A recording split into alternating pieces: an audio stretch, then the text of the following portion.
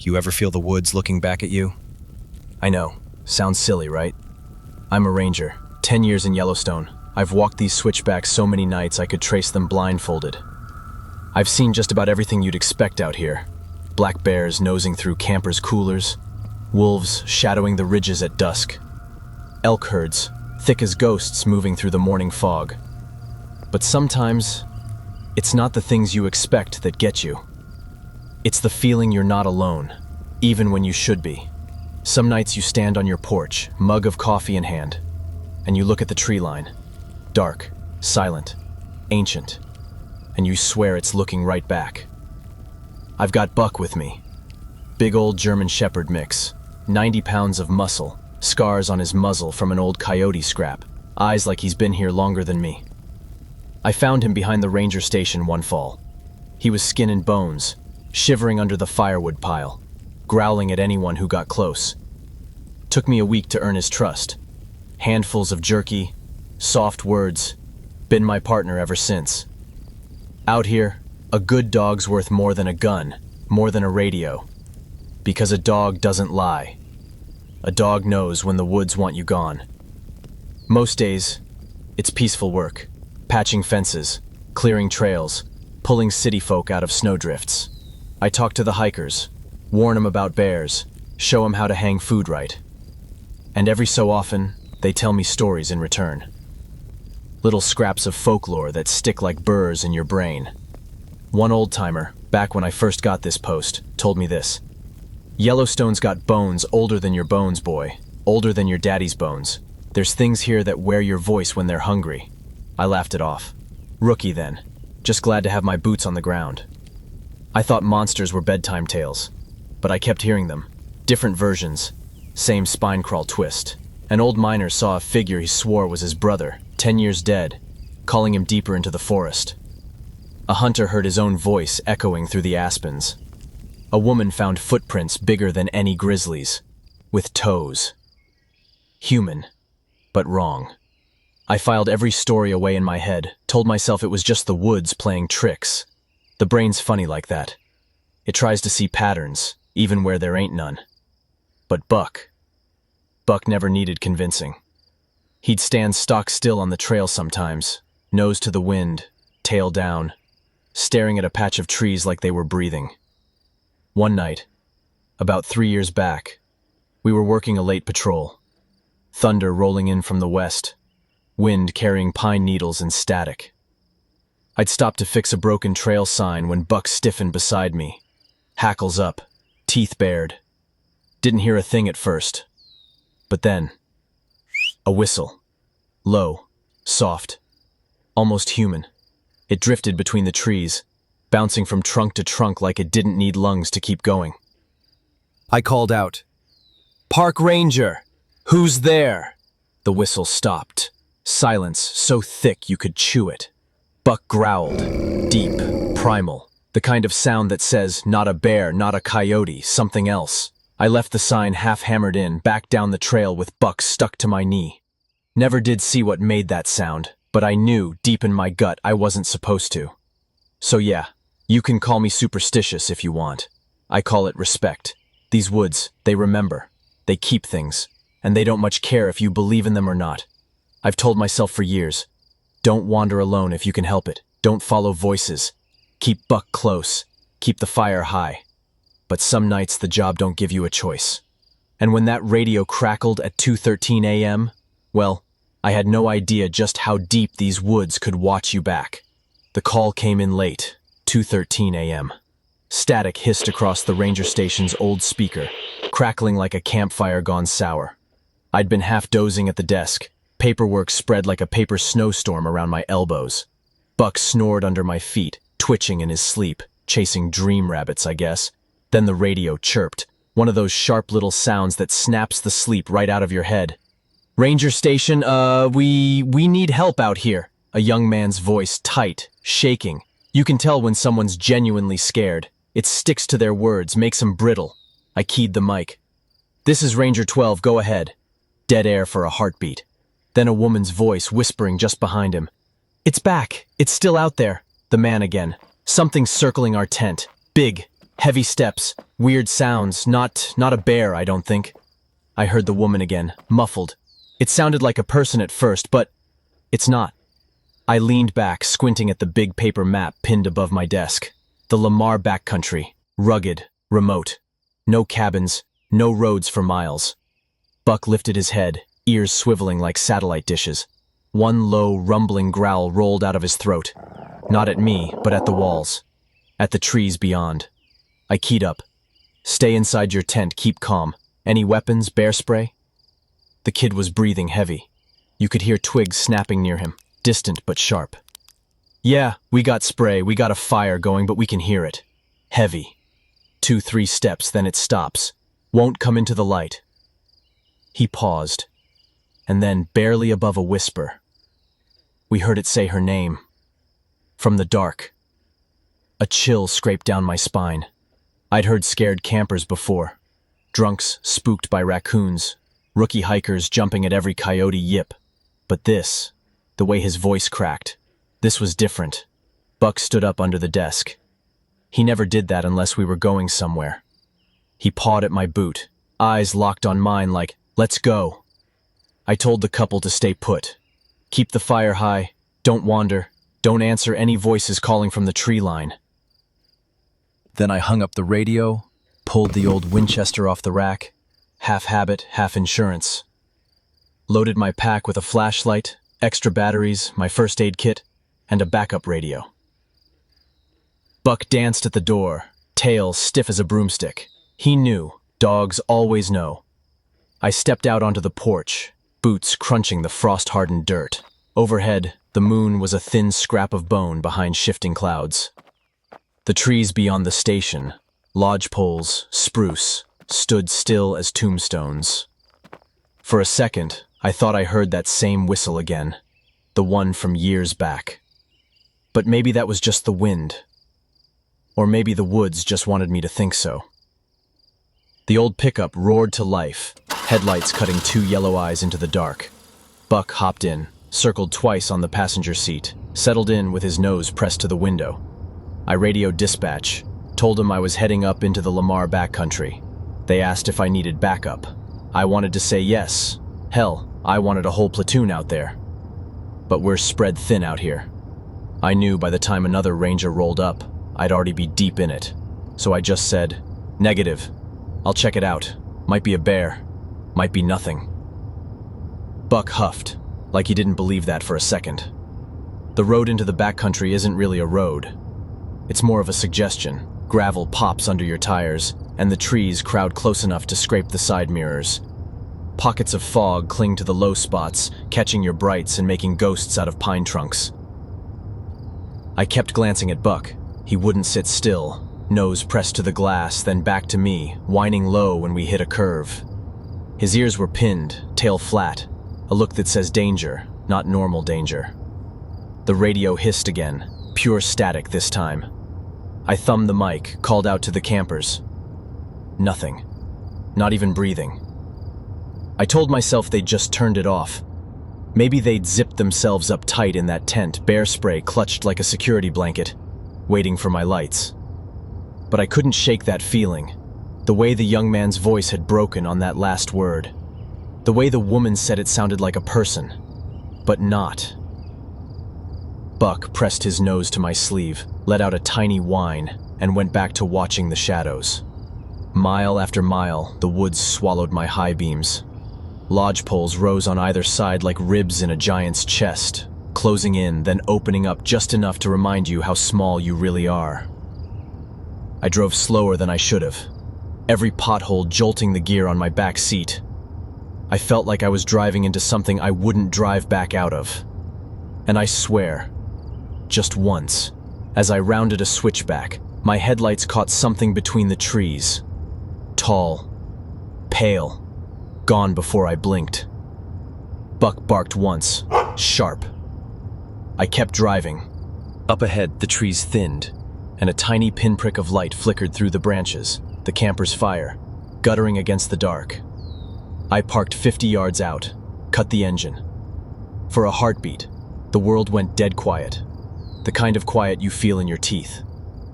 Buck stared into the tree line. His hackles were up, tail straight out like a banner. I rested my hand on his collar. Easy, boy, we're here now. I wish I'd believed that myself. I killed the truck lights before we hit the clearing. Didn't want to blind them if they were already spooked. Didn't want to give whatever else might be out there any better look at us either. Buck jumped out before the engine even settled, big paws thumping into the pine needles, nose already working overtime. He didn't bark, didn't wag, just that low, steady growl deep in his chest, the kind that says, there's something wrong here.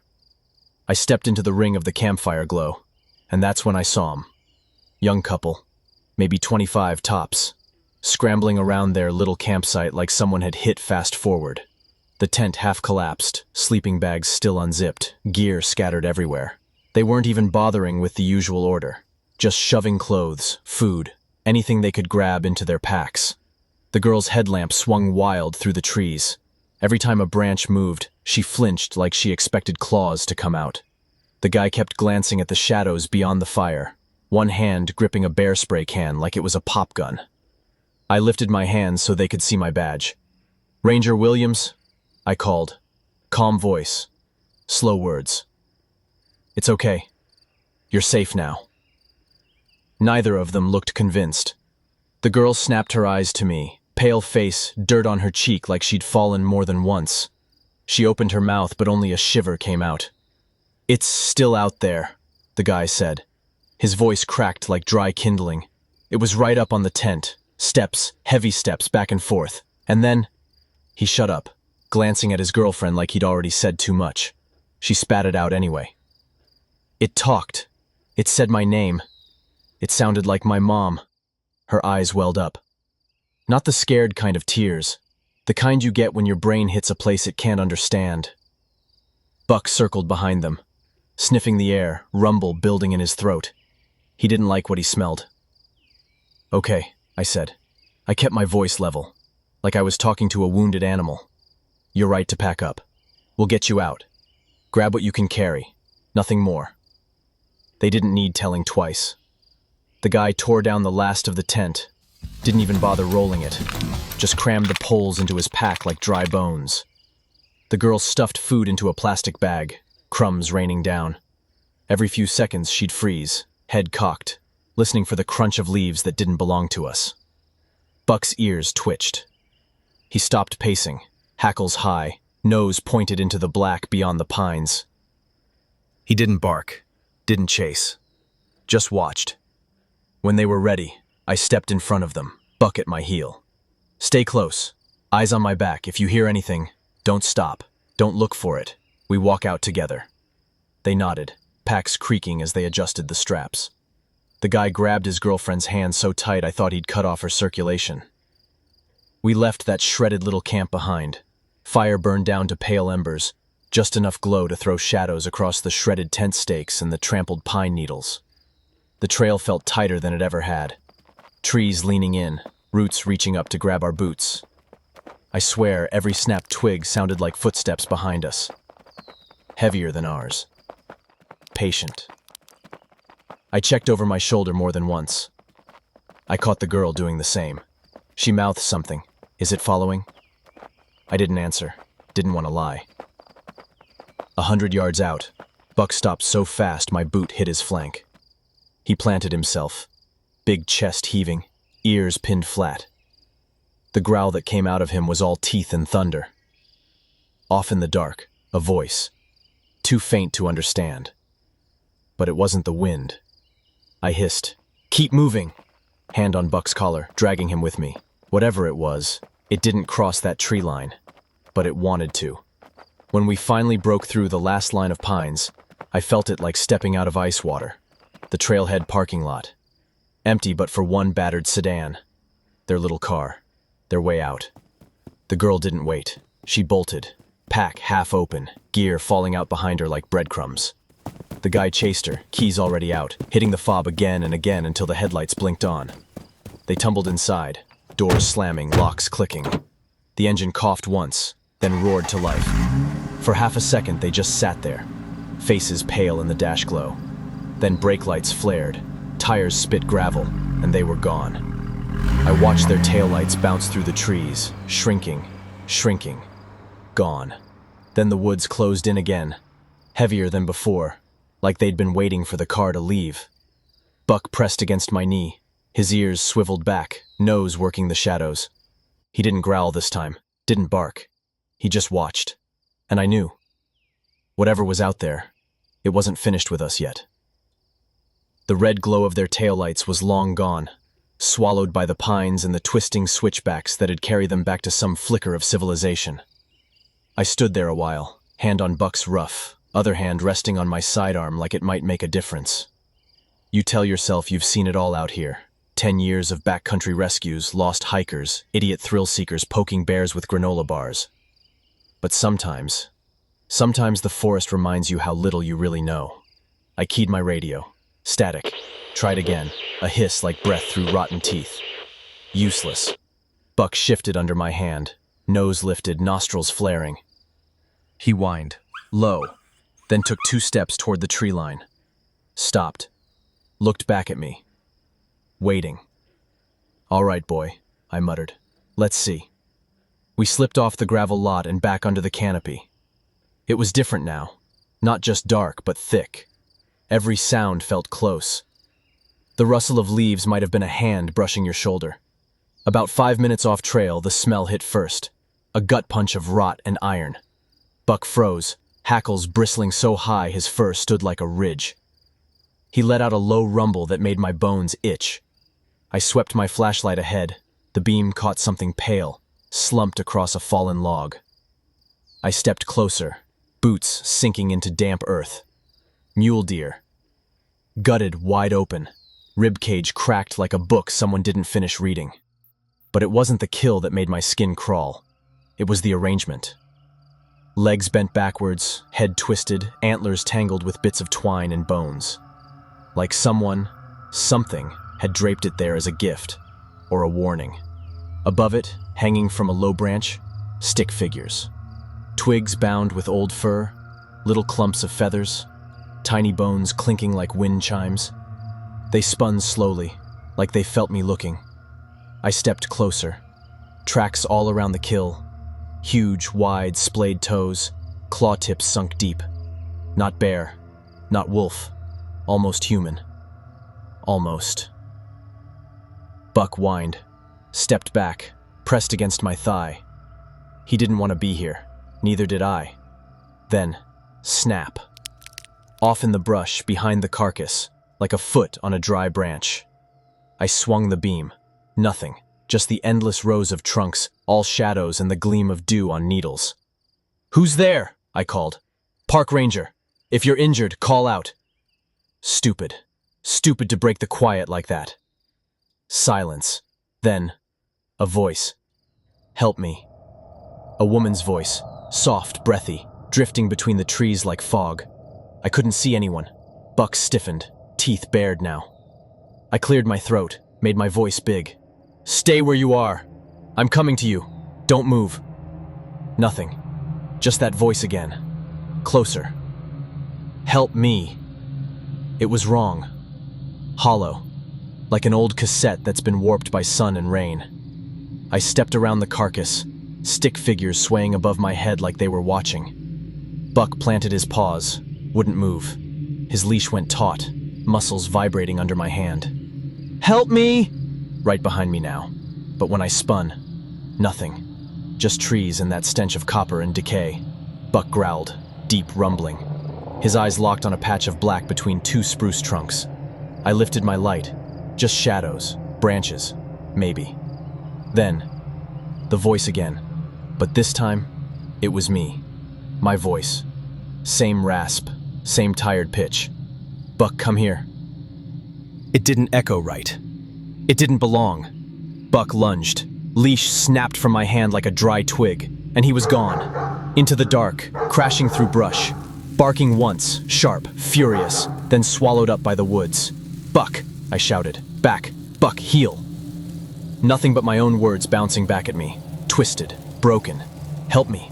Buck, come here." Leaves shifted behind me. Heavy steps. Too slow to be deer. Too steady to be human. I swung the light, caught a shape. Tall. Wrong. No face, or maybe too much face, spread wide where it shouldn't be. Eyes like wet holes. Then, gone. Like mist when you wave your hand. My light flickered. Batteries dying. My pulse thudded in my neck like a drumbeat. Somewhere out there, Buck barked again. But the sound bent, echoing in directions it shouldn't. I turned in a circle. Every tree the same. Every shadow waiting. And I knew, whatever this was, it wanted me alone. The beam from my flashlight pulsed, dying by degrees. Every flicker showed me the same thing. Trunks like pillars, shadows like waiting hands, and under it all, the copper stink of blood. The echo of something moving just beyond the reach of the light. I fumbled for the spare batteries in my vest, dropped one. It vanished into the duff, swallowed whole by dead pine needles. The other rolled off my palm and clinked against a rock. I cursed under my breath, knees cracking as I crouched to find it. That's when I saw the footprints. Right next to mine, half overlapping, like they'd been pacing me. Huge, wide, toes splayed like a man's but too long, clawed tips gouging into the soil. I swept the light further. More tracks, fresh, the edges still crisp, and every one pointed straight at me. A branch snapped behind me, sharp as a gunshot. I spun, light bouncing. Nothing. But the trees felt closer. The air tasted stale, like the inside of a locked cellar. "Buck!" I called. My voice cracked. "Come on, boy. Back to me." Somewhere deeper. Movement. A shape flitting between trunks. Too tall to be a man. Too smooth. Like smoke wearing a face. I forced myself to move. Boots slipping on old needles. Eyes darting to every flicker of movement. My breath fogged the beam like ghosts. That's when I smelled it. Death, but sweeter somehow. Rancid and sugary. Ahead, hanging from the branches, more carcasses. Smaller now. Rabbits, foxes, something that might have been a wolf pup once, fur slick with black rot. They were arranged like ornaments, twine looped around broken necks, little stick figures dangling beside them. Some had clumps of fur jammed into twig mouths, like they were trying to scream. I staggered back, boots squelching in a patch of mud that sucked at my feet. The mud gave way to another print, bigger than the last, sunk deep like whoever, whatever made it weighed twice what I did. I should have turned back then, should have run blind into the trees, but the whisper came again, soft, tickling my ear from every direction at once. "Buck, come here." My voice, too flat, hollow, like it didn't know how to be real. "Stop it!" I snarled. "Show yourself!" A crackle of dead brush, footsteps, heavy, deliberate circling. My light caught the edge of a trunk. Something slipped behind it just before I focused. I caught a piece of it. Skin pale as fungus. A glimpse of something like a jaw that split too wide. The next thing I knew, I was moving, stumbling deeper, breath tearing ragged in my chest. The woods blurred. Stick figures spun like teeth in the wind, rattling their bones as if they were laughing at me.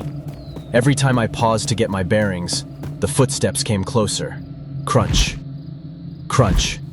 Then stopping just beyond the reach of my dying beam. I tripped over a root, went down hard, shoulder catching a rock. My flashlight skittered away, landing in the dirt, the beam pointing at my face. I scrambled for it, and felt something behind me. Cold. Fingers brushing my neck. Sniffing. Like a dog. A wet exhale against my ear. I choked on my own breath, rolled over expecting teeth. Nothing. Silence. No footsteps. No whisper. Then, a bark. Sharp. Furious. Close. Buck. I turned the light, and there he was. Ears flat, teeth bared, tail straight as a spear. He planted himself between me and the trees, growling so deep it felt like it came from the dirt. Just beyond him, shapes shifted. A shadow pacing back and forth, too tall, too wide, eyes like pits catching the faint glow. Buck lunged, teeth snapping at the black. The thing stopped, just watched him. Watched me. I swear I felt it smiling. It didn't come closer. Buck stood his ground, fur bristling, every muscle ready to die for me if it had to. And after a heartbeat, it slipped away. Not into the brush, through it. Like smoke pulled by an unseen breeze. The forest went dead quiet. Not safe, but quiet. I pulled myself up, hand buried in Buck's scruff. He whined once, like he was asking if I'd finally figured out what he'd known all along. I buried my face in his fur. Didn't care how many pine needles stuck to my cheek. Didn't care if my knees were bleeding. He was warm and alive and real. Somehow, Buck found the trail again. Not the marked one, just some old game trail that snaked back toward the station. I let him lead. I had no better idea. As the first cold edge of dawn bled into the sky, we stumbled back onto the main path, boot prints behind us, stick figures still swaying somewhere deeper. I didn't look back, not really, but I felt it. Something in those trees, watching, waiting, and it remembered my name now. Dawn doesn't feel like safety out here, not really. It's just another mask the forest wears, soft golden light to make you forget what you heard in the dark. Buck led me the whole way back, tail low, head snapping side to side like he expected those footsteps to come back at any second. Maybe they did. Maybe they're still out there, pacing the trail just beyond what our eyes can stand to see. The ranger station looks smaller than I remembered, just a squat shape of wood and tin roof, perched at the edge of so much wilderness. My truck was parked out front, dew beating on the windshield. I thought about just climbing in, turning the ignition, driving until the trees gave way to something that felt human again. Instead, I sat on the step, scratched behind Buck's ear while he leaned heavy against my hip. His fur was full of burrs, matted with pine needles. I didn't care. He'd come back for me. That's all that mattered. I keyed the radio, static, tried the landline inside. Same. In the logbook, I wrote what I always do. Possible predator activity, campers escorted out, unidentified animal signs. Left out the parts they'd never believe. The voice that wasn't a voice, the footprints that shouldn't exist, the face that melted into the trees. I pulled the map off the wall, big topographic spread of Yellowstone's backcountry. All our trails, all our patrolled boundaries. I traced a finger over the Lamar Valley, the place where it all started, the place it always seems to start.